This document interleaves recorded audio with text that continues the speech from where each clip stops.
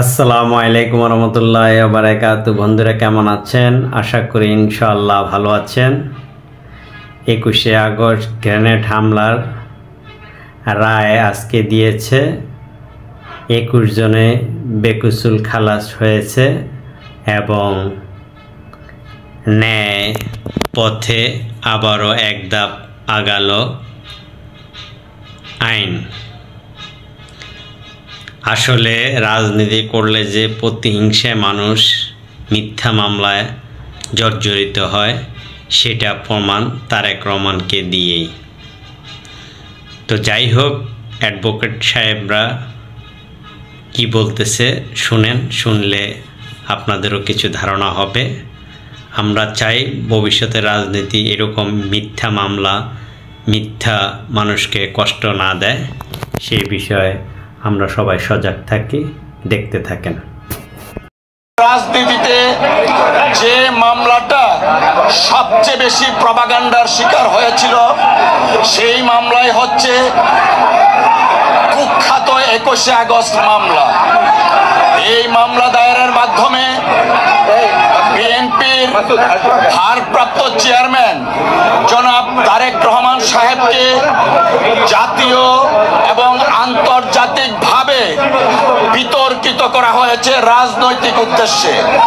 আমরা শুরু থেকেই বলে আসছিলাম এই মামলা রাজনৈতিক হীন উদ্দেশ্যে মামলাটা দায়ের থেকে ট্রায়াল পর্যন্ত করেছে শেখ হাসিনা ওয়াজেদের ডিক্টেটে। আমরা এও বলেছিলাম জনাব তারেক রহমান সাহেব কোনো অবস্থাতেই এই মামলায় কোনো সময়েই সংশ্লিষ্ট ছিলেন না, কিন্তু শেখ হাসিনা ওয়াজেদ তার রাজনৈতিক প্রতিদ্বন্দ্বীকে রাজনৈতিকভাবে ঘায়েল করতে না পেরে মামলার আশ্রয় নিয়ে জনাব তারেক রহমান সাহেবের ইমেজকে দেশে এবং আন্তর্জাতিক পরিমণ্ডলে প্রশ্নবিদ্ধ করার জন্য ট্রায়ালটা কন্টিনিউ করেন।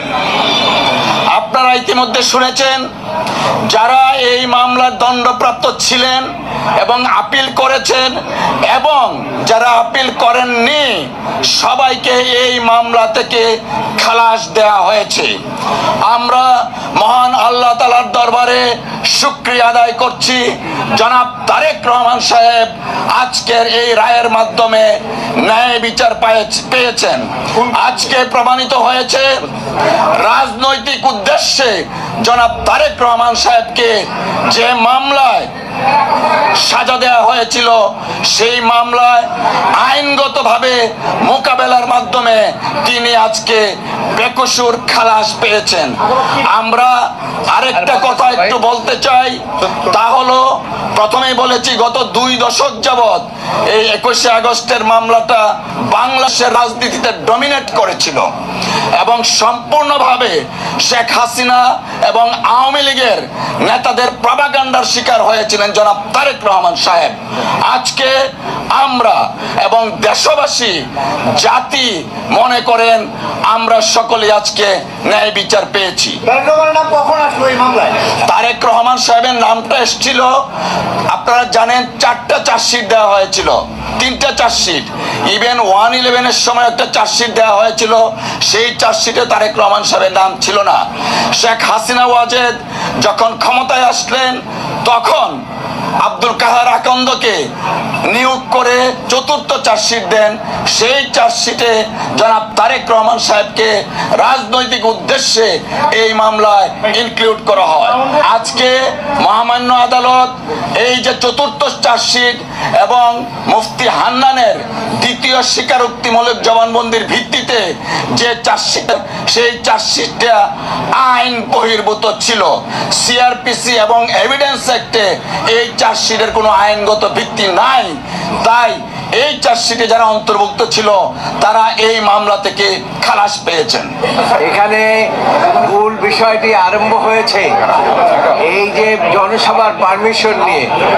জনসভার পারমিশন সরকার দিয়েছিলেন পাশের একটি ময়দানে এবং সরকারকে পরবর্তী পর্যায়ে না জানিয়ে এই দিদেন বিরোধী দলীয় নেত্রী তিনি ওই স্থান পরিবর্তন করে তিনি এই রাস্তার মধ্যে নিয়ে আসেন এবং যে এটা ছিল তার উদ্দেশ্য প্রণোদিত যে সরকারি দলকে একটা বেকায়দায় ফেলাবার জন্য তিনি এই কাজটি করেছিলেন এবং সেজন্য এই যে গ্রেনেড হামলাটা হয়েছিল আমাদের বিশ্বাস তারা রাজনৈতিক উদ্দেশ্য প্রণোদিতভাবে এই গ্রেনেড হামলাটা তখন হয়েছিল এবং সেখানে নাম কোথাও উল্লেখ ছিল না।